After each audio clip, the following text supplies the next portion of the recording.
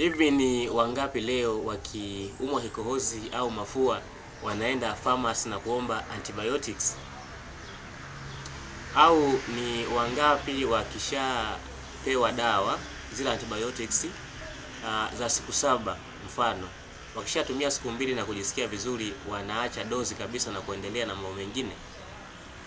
Sasa leo nitakwenda kuzungumzia kosa moja ambalo watu wengi hulifanya bila kujua, na kosa hilo ni matumizi ya antibiotics bila kumaliza dozi au matumizi holela ya antibiotics.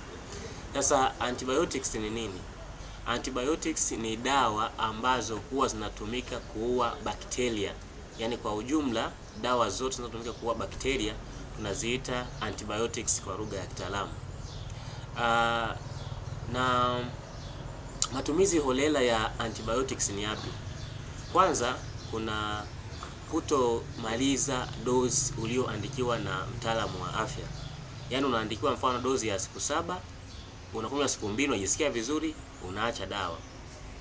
Lakini matumizi mengine holela ni kutotumia dawa kama ulivyoelekezwa. Yaani kutotumia dawa kwa muda sahihi na kwa wakati sahihi. Lakini pia kitu kingine ni